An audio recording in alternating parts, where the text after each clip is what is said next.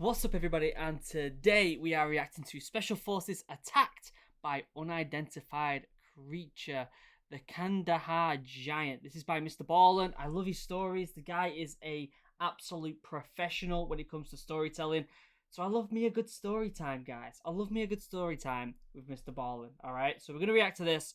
We'll see what we think. We'll pause it every now and again. We'll talk about what I think about it. But before we get started, as per usual, members, you're amazing. I love you. I couldn't do this without you. I honestly couldn't make videos every single day if it wasn't for you guys. So thank you for supporting the channel as much as you do. Links down below to all the usual stuff. Instagram, Discord, Twitter, website, merch, my second channel, my podcast, which if you didn't check out my podcast from yesterday with my dad, it was emotional for me. He talks about his time in the Falklands War when the ship that he was on got blown up, and it was emotional, and he told me things that I've never heard him say before. So if you haven't checked that podcast, I highly recommend it. Yesterday's podcast, it was fantastic. And my Twitch stream where I stream Mondays, Wednesdays, and Fridays. So for now, I'm gonna shut up. Oh, by the way, we're like less than 1,500 subscribers away from 300k, guys. It's crazy. It's crazy. So if you haven't already, subscribe. Let's hit 300k, and maybe we'll do something special for it. Okay. But yeah. I'm going to shut up now. Let's pull up MrBallen. It's time for some story time. I love this guy. All right, let's go. Let's listen to this. After 3 years of intense military training, I had become a Navy SEAL, joined my first SEAL team, which was SEAL Team 2 in Virginia. Hell yeah, and good lad. I had joined my platoon, my 25-man platoon. We had gone through all this additional training at the team to prepare for deployment. And here I was, 3 years to the day, almost exactly, from when I went to boot camp, getting ready to deploy as a Navy SEAL to Afghanistan. Look at that mustache. Look at that mustache. Legendary. But none of that training would prepare me for how intense my first couple of weeks in Afghanistan would be. I bet. So the flight to Afghanistan is pretty routine until you enter Afghanistan airspace. When your pilots let you know, hey, you've entered Afghanistan airspace, they turn the lights to red in the inside of the plane, and they get ready to descend very rapidly into the base where we would be landing. So obviously I never went to Afghan. If you haven't heard my story, I've told it a million times. But I did get told, when I did pre-deployment training, I got told a bunch of this stuff on how it all works like that. And I've heard of people saying that, like, they've been shot at on the descent into Afghan, and it really like hits home the fact that you're getting in there. So I don't blame him for being weirded out by that. We can't afford to be in the air for any longer than we have to be because there's a risk of getting shot. So there's a super steep descent, and then they tell you to stay away from the windows, right? So you're avoiding the windows in case you get shot at. And I remember thinking, like, wow, like this is really it. We're here. We're in a war zone. Like, we're nosediving into bases to avoid getting shot at. Like, it was intense, and I'm in my 20s. Like, it was just kind of cool. Then the ramp opened, kind of cool. The plane opened, it's a good way of putting it. Out, and we're inside of this very well fortified base. You know, we're safe in here.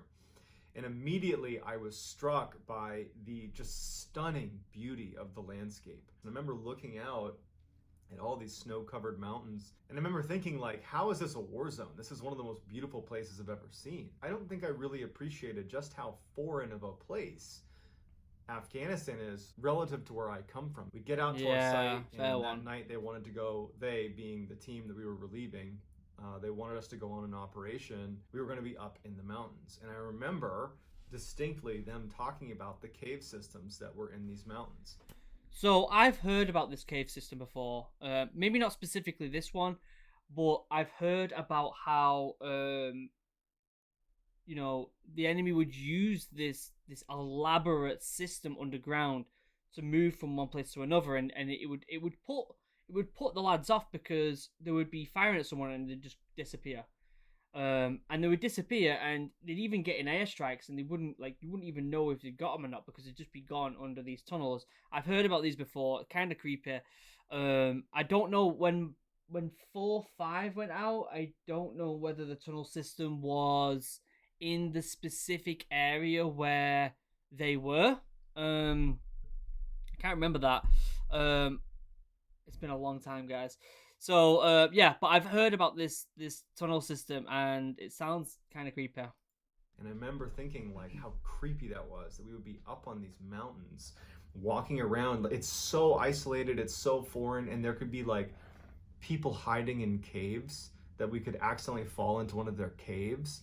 Like it really, really creeped me out. And so I was talking about how creepy these caves were, and the interpreter was like, you know, what's really creepy is back in 2002, there was this fairly well documented case of another special operations unit, the Army Green Berets, coming in contact with a creature in a cave, and they actually got into a battle with it, and they lost one of their soldiers to this creature.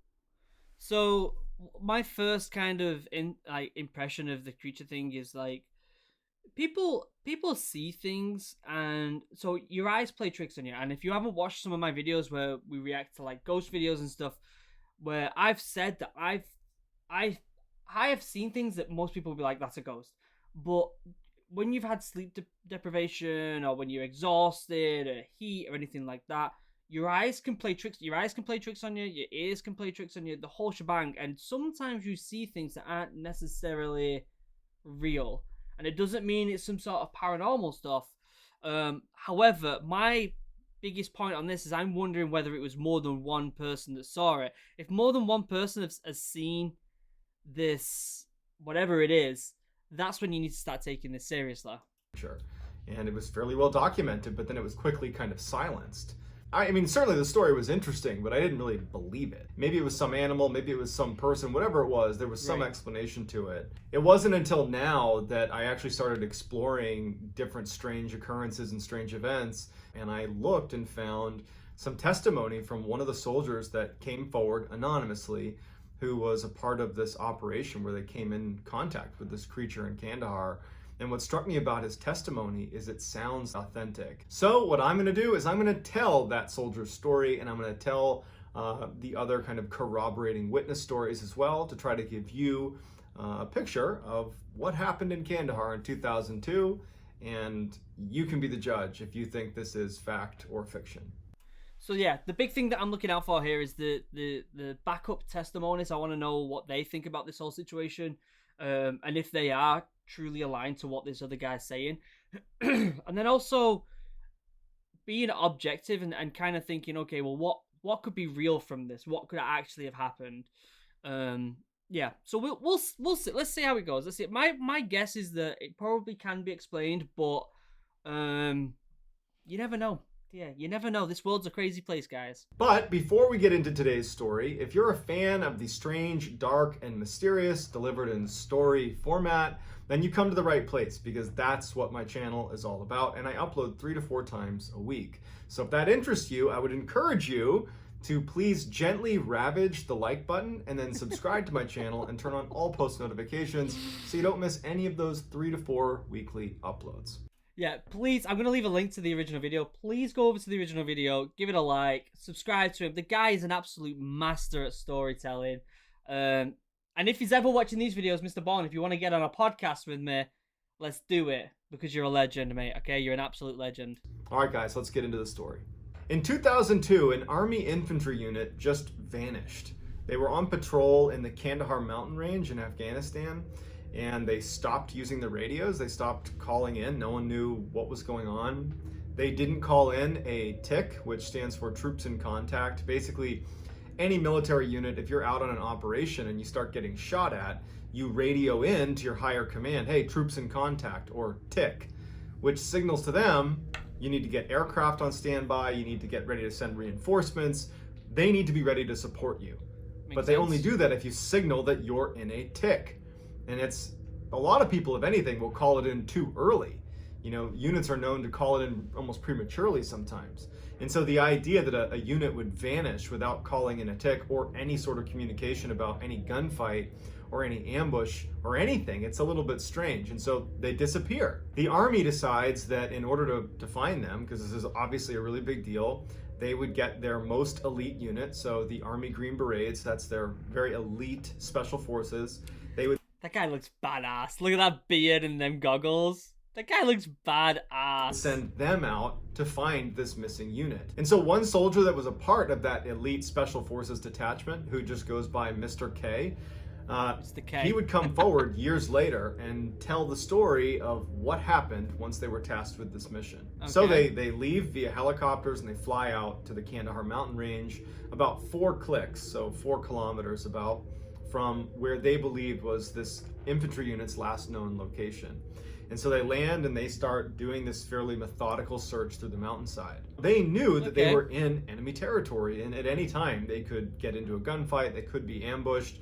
There's all these cave systems all over these mountains. And so it's slow moving to begin with. Plus, they're looking for this lost infantry unit. So it's just a very slow movement through the mountains. And so over the first few days, nothing really happened. They didn't come in contact with the enemy. They didn't see any sign of this missing infantry unit. They just walked along the mountains carrying a bunch of gear, and that was it. That's kind of weird how, so just to sum that up about the lads going missing, that is very strange. Now, there would be there must be some sort of intel to say that there would have been gunfire or something. So for that group of people to just vanish, that in itself is a big kind of like alarm, is a big trigger. Yeah, can't explain that, but it makes sense to send lads out, especially someone as elite as the Green Berets, send them out to kind of patrol the area and take a look. And then mountains are rough, though. Them mountains are rough. Anything could happen up there, guys. Anything. At some point, they noticed a little bit farther ahead that there was this distinct pathway leading up the mountain and kind of around the corner. And it looked like a goat trail. There were lots of goats that would run around the mountainside, and it looked like a very well-developed goat trail. And they decided, let's just go up there. If nothing else, we can go up onto wherever this leads us and maybe look down across the other side of the mountain and see if we can see anything. Makes sense. And so the team starts making their way up this goat trail, and as soon as they start making their way up, they start noticing that there are little pieces of American military equipment on the ground. That's creepy. Like if you saw that, and not just from a military standpoint, you'd be like, all right, something's happened to them because like they're not going to drop equipment. They're not going to drop equipment. So to see little bits of military, I don't know, like I'm guessing it's probably like, I don't know what they found, but either way, that in itself is worrying. I'd be very worried at that point. There are pieces of radios, like Yeah. whip antennas and housing of the actual radio itself. So radio's a big one for people who don't know. Like all the radios that I know the British forces use are encrypted, and like if like the last thing you want is the enemy to get all of that radio, to the point of you will literally strap phosphorus to it or something to stop the enemy from getting that radio, because you don't want them to be able to intercept our communications and decrypt it. You don't want that. So you do anything to prevent people from getting hold of the radio. So they found bits of radio, which is alarming in itself, but at least it was broken up. So you could argue that these missing troops could have broke it up themselves. They found military-style backpacks as well, and they started finding pieces of uniforms that belong to the missing infantry unit. Right, that means there must be some people that have been taken. They knew based on the patches that were on these uniforms. So as they're walking up this trail of broken equipment and uniforms, they start seeing some bone on the ground. They didn't know if it was human bone or what. They start seeing broken bones scattered on their way up to this kind of plateau. And so now the Special Forces team, I mean, they're incredibly well trained. Yeah. I mean, I'm not just being biased here. I mean, the Army Green Berets, the Army Special Forces, they're very similar to the Navy SEAL teams, which I was a part of. 2 different units, no doubt, but very much peers. And the level of training you get in handling situations like this one, now granted this one's pretty unique, you're so well trained that when things start getting dangerous, it's like your training just kicks in, and everybody's does. And so I would imagine that when they saw this, what they were thinking is this was an ambush. Right. This infantry unit was ambushed, and that makes sense. we're probably coming up on the ambush site. And so they're, taking defensive positions, and they're moving slowly and very tactically up this mountain, and they're keeping their weapons pointed at the leading edge on their way up to the top of this mountain. They get to this plateau. It's like a flat section of the mountain, right? It's like a steep mountain, and there's like this little like shelf almost. And there's more equipment scattered and more bones scattered across it. And there's all these cave entrances right in front of them. So in itself, from a military standpoint, at that point, them caves, you need to keep eyes on them caves, and not for like monsters and stuff, but the enemies use these cave systems, so it would be very, very dangerous to go in them to start with. The best thing that these guys probably could have done at that point is probably get on comms and be like, hey, this is the situation and what we've seen, and basically get info from higher up to see what they want them to do. Do they want them to go in?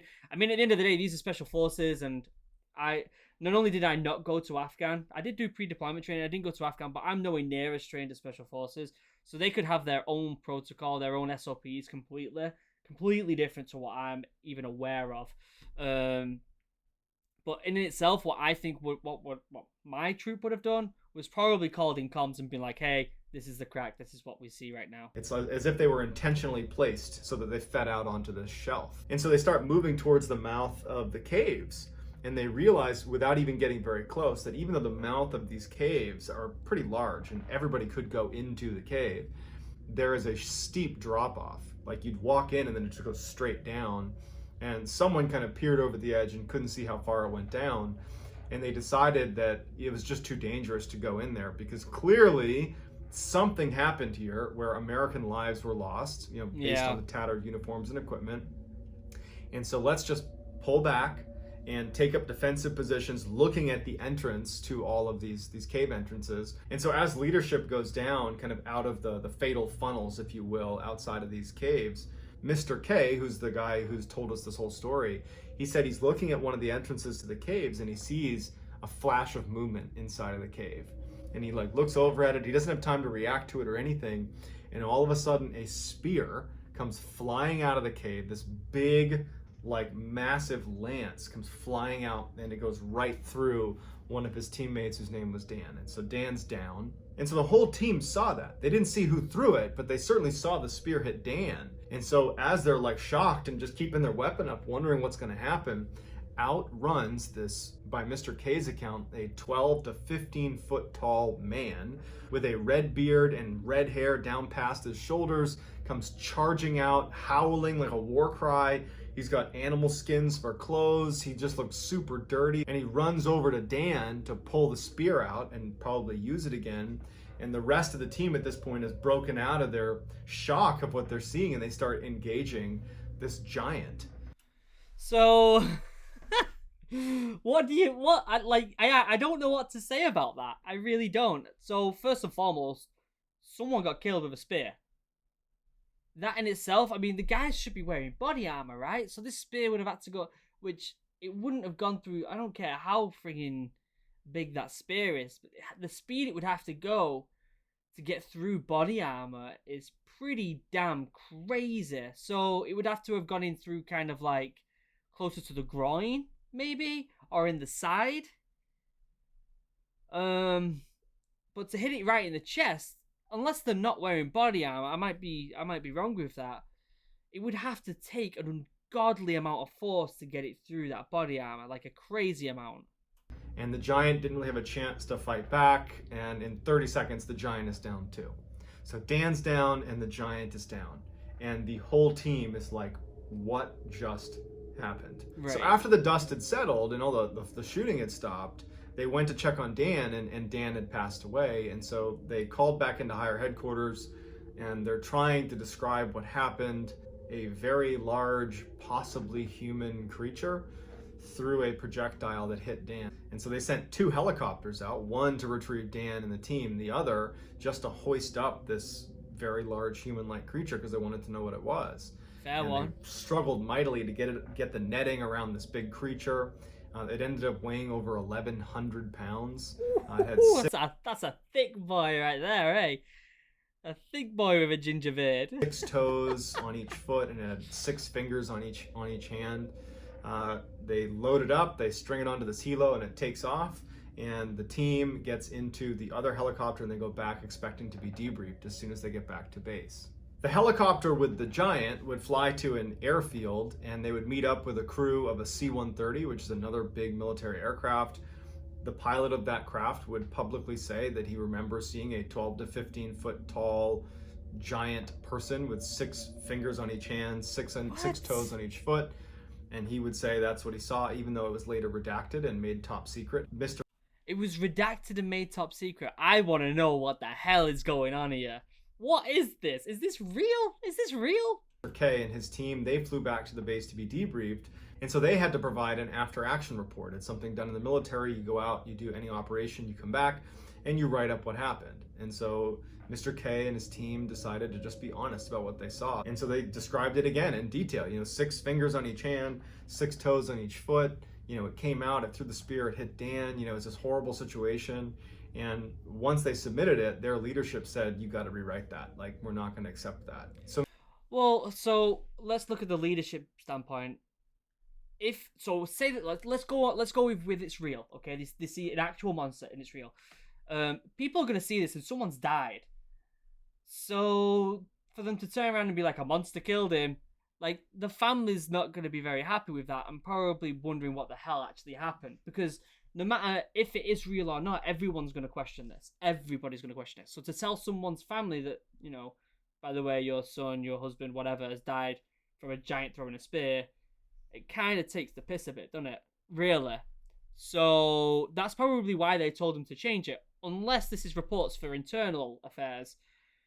To which So Mr. K said they ultimately rewrote it, and it just sounded like a typical engagement in the mountains with the enemy.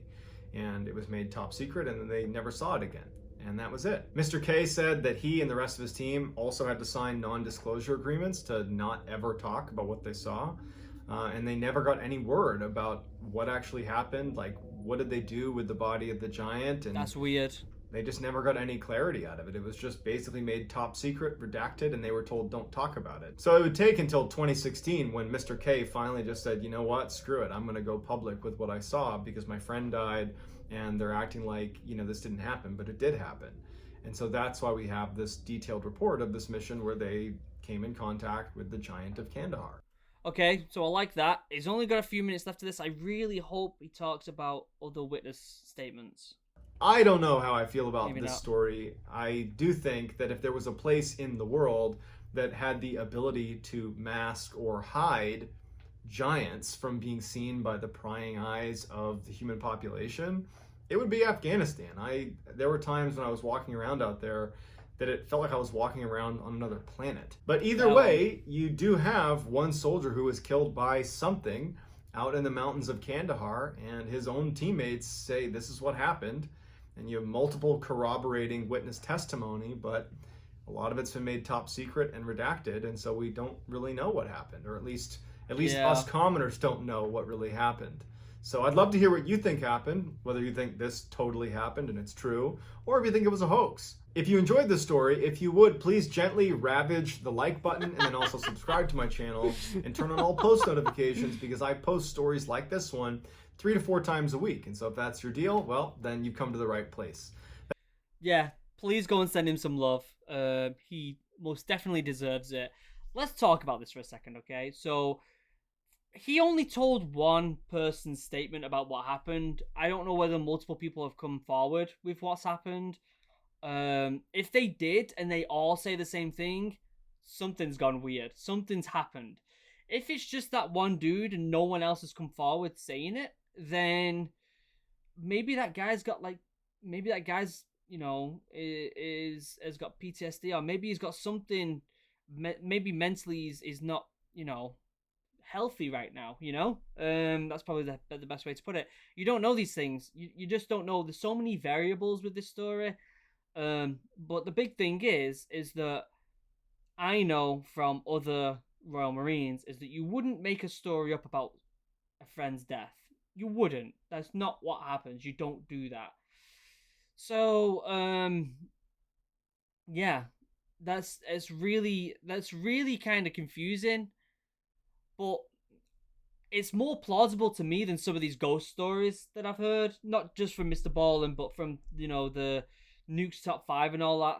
This is more plausible in my opinion. Whether it's true or not, I don't know. And I'm honestly not leaning to don't believe it or believe it. I'm actually kind of neutral on this one. I could swing either way, and I actually think that I believe it more than I disbelieve it, but you never know. You never know. If you know more about this story, leave a comment down below. I will leave a link down below to the original video. Please go and send him some love. He highly deserves it. He's amazing. He's an incredible storyteller, and he is an absolute legend. So please go and do that. But before we leave, as per usual, members, you're amazing. I love you. I couldn't do this without you. Links down below to all the usual stuff: Instagram, Discord, Twitter, website, merch, my second channel, my podcast, and my Twitch stream. Which again, check out that podcast from yesterday if you haven't already. It was brilliant talking to my dad. Learning things about him that I'd never heard before. Again, it got a little emotional, but it was really nice talking to my dad like that. So definitely go and check out that podcast. MrBallen, if you watch it and you want to be on the podcast, let me know. Hit me up. Instagram, Twitter, whatever you want to do. I'd love to have a good old chat with you about these stories. So yeah, guys, until next time, I love you all. Have a wonderful day. Goodbye.